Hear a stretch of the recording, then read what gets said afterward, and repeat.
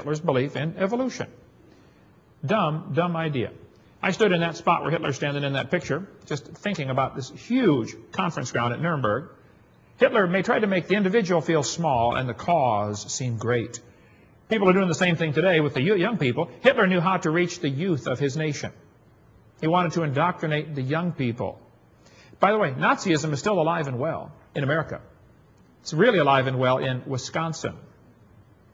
One man in Skokie, Illinois, near Chicago, told the authorities he killed a plastic surgeon he found in the phone book because these plastic surgeons were making blue-tinted contact lenses and they're diluting the Aryan beauty. Picked him out of the phone book and killed him. Hitler thought that biological evolution was the best force to fight against traditional religion. Hitler said, I regard Christianity as the most fatal, seductive lie that ever existed.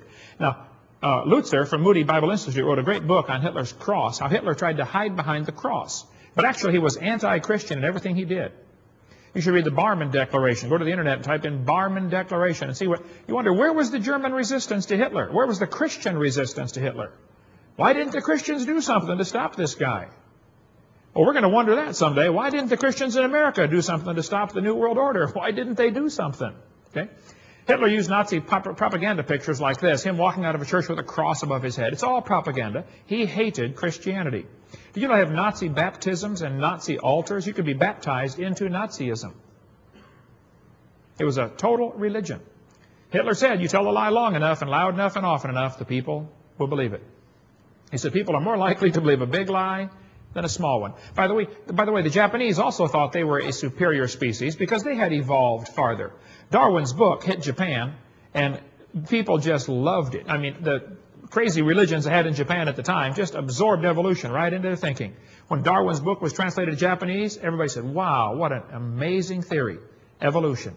And the next obvious step is, hey, if evolution's true, which race has evolved the farthest? Japanese scientists did studies to find out which race of people have less hair, and it was the Japanese. They said, see, we've evolved farther from the apes. They said we have milder body odor. They did real scientific studies to prove the Japanese had evolved farther. And that's why you won't understand what happened in World War II when American prisoners were captured and tortured like at Bataan, the Bataan Death March or the concentration camps over there. You're not going to understand why this happened until you understand the thinking of the Japanese soldiers. They hadn't been taught all of their life evolution. We have evolved farther. These are inferior species. It's really best if we eliminate them. The soldiers that survived World War II in German and Japanese concentration camps were amazed at how cruel the Japanese were. Just cruel to the prisoners. Well, they thought they were an inferior species. Evolution is the foundation for communism. Communism is a theory that believes that God does not exist or is not necessary, that man is responsible, ties hand in hand with humanism. Roger Baldwin, the founder of the ACLU, the American Communist Lawyers Union, said communism is the goal. The purpose of the ACLU was to advance communism. That's why they were founded. Now, Moses Mordecai Marx Levy, alias Karl Marx, the founder of communism, had written a paper when he was 17 years old telling how much he loved the Lord.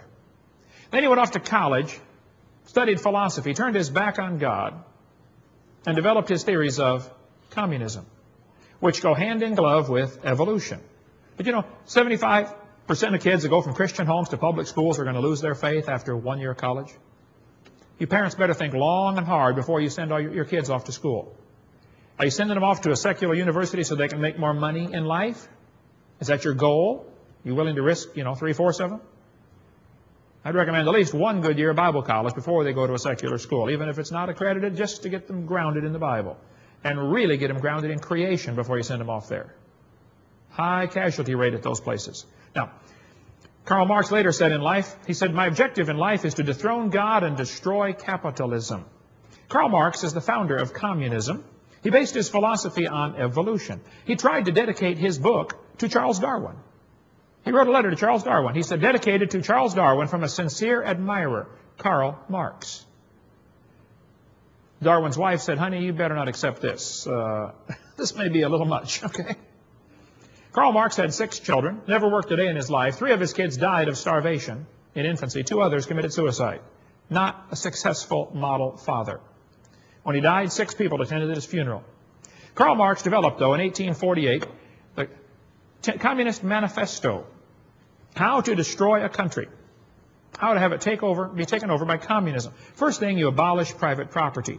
Now, everything Marx did intentionally was anti-Christian. If the Bible's for it, he's against it. See, the Bible makes private property a real serious issue. Ownership of private property is critical. You can't have freedom without property rights. What good's it do to say you got all kinds of freedom if there's no place to exercise your freedom? Leviticus 25 says the 50th year was hallowed, and it's the year of Jubilee. You could not possibly lose your property permanently in the biblical system. It says every man has his own vine and his own fig tree. Drink waters out of your own cistern, waters out of your own well. Private property is essential. But Peter Burrell, president of the Audubon Society, said we reject the idea of private property. Guess where I know where he got that. Karl Marx developed the idea of a graduated income tax. The more you make, the more they take. That's Karl Marx's idea. Okay? He said you need to abolish rights of inheritance. The Bible says a good man leaveth an inheritance to his children's children. Karl Marx was against that. Confiscate property rights. Evolution's a foundation of communist philosophy behind the money powers. Karl Marx said we need a central bank. This was a communist idea. The banking system we're using today in America, the Federal Reserve, is a direct result of Karl Marx's thinking. Nothing federal about it. It's private bankers that run our currency. The Bible says, love of money, root of all evil. All evil. What you need to do is real simple. You follow the yellow brick road. By the way, that whole movie was made to teach us something very interesting. The yellow brick road, the land of Oz, O-Z, ounces, gold. They had a straw man, no brain. Tin man, no heart. That's commerce, is heartless. A long, interesting story behind that, the real meaning behind that movie. We'll cover much more on that on the college class, CSE 103. Karl Marx, one of his ideas was government ownership of communication, like our FCC, or transportation, like the TSA. Karl Marx's idea, see, the government's going to take over transportation. They've already taken over the airports, haven't they? Try to fly. I fly 215 times a year, last year. Just see what you got to go through with government regulation in transportation. Government ownership of factories and agriculture. Government control of labor. This was all Marx's idea. Corporate farms and regional planning. Everything exactly backwards to Christianity. Free education for all in public schools. That was Karl Marx's idea. Our public school system. Hitler said, let me control the textbooks, I'll control the state. Martin Luther said, I am very much afraid that the schools will prove to be the great gates to hell unless they diligently labor in explaining the Scriptures, engraving them on the hearts of the youth. I advise no one to place his child where the Scriptures do not reign paramount.